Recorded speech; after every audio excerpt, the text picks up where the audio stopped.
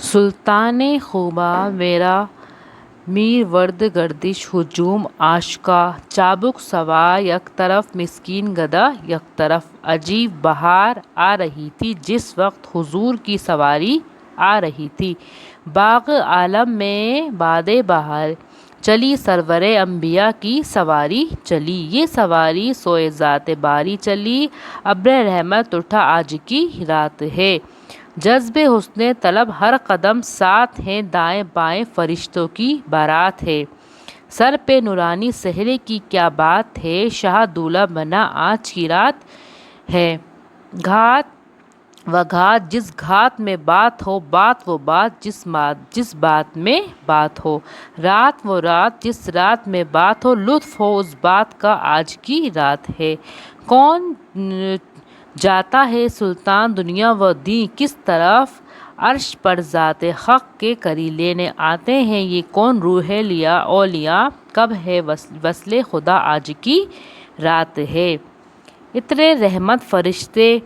چھڑ گئے چلے جس کی خوشبو سے راستے مہکتے چلے گئے عطر رحمت فرشتے چھڑکتے چلے جس کی خوشبو سے راستے مہکتے چلے چاند تارے جلووں میں چمکتے چلے کہکشاں زیر پا آج کی رات ہے الغرض اس نزدیک و احتشام اور دھوم دھام سے بیت المقدس میں سواری پہنچی تمام انبیاء علیہ السلام اور بے شمار فرشتے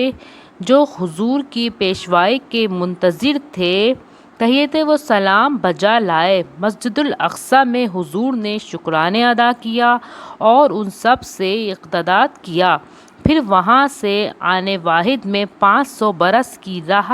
طے فرمائی پہلے آسمان پر رونق افروز ہوئے اور بم صداق آیت شریف وما یعلم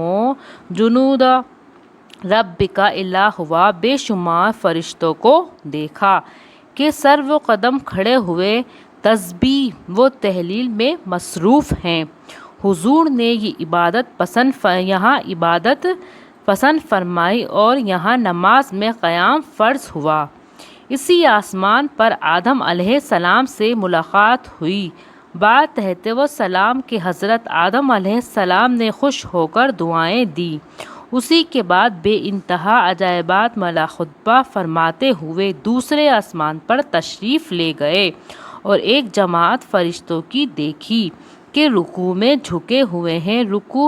روح العین نے عرض کیا کہ یا رسول اللہ جب سے فرشتے پیدا ہوئے ہیں اسی عبادت میں مشغول ہیں کبھی اور طرف نگاہ نہیں کی اس مقام پر رکوع نماز میں فرض ہوا اور یہاں حضرت یحییٰ علیہ السلام سے ملاقات ہوئی پھر تیسرے آسمان پر پہنچے اور یہاں سب فرشتوں کو سجدے میں مصروف پایا اور تمام فرشتوں نے سجدے سے سر اٹھا کر حضور کو سلام کیا پھر اسی طرح عبادت میں مشغول ہو گئے یہیں حضرت یوسف علیہ السلام اور حضرت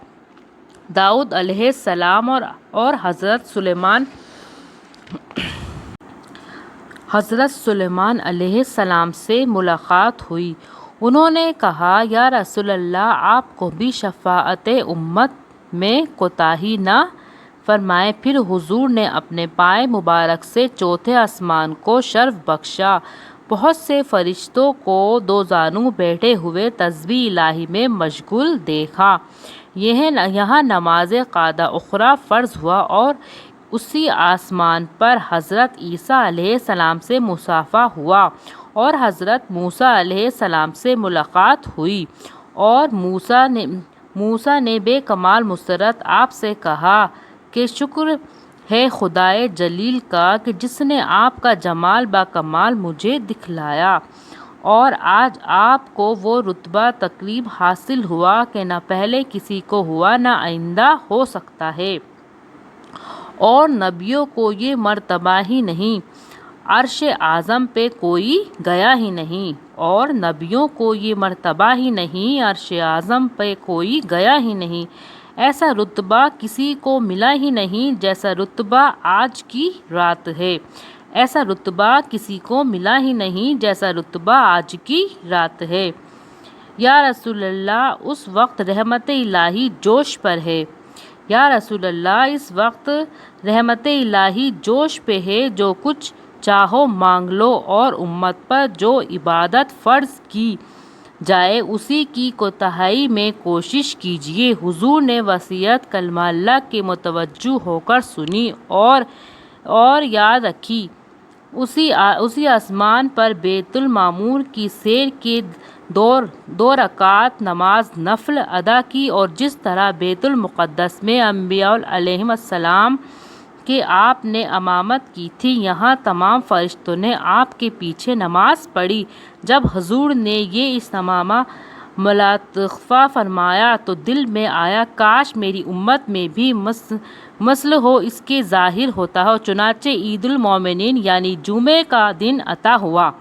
مسلمانوں، ثابت ہوا کہ نماز عطیہ الہی ہے کہ پہلے آسمان کے فرشتوں کا قیام اور دوسرے آسمان والوں کا رکوع اور تیسرے آسمان والوں کا سجدہ اور چوتھے آسمان والوں کا قعدہ اسی میں شامل ہے۔ ان تمام فرشتوں کی فضیلتیں تمہیں ہر نماز میں حاصل ہیں، سخت افسوس ہے ان پر جو اس سے غافل ہیں۔ یہ معراج المومنین ہے۔ 5 وقت نماز کو معراج ہوتی ہے، مگر نماز بھی نماز کی طرح ہونی چاہیے، بگاڑی ٹکڑوں سے تو الٹی گلے میں پڑ جاتی ہے۔ بقول مولانا روم صاحب،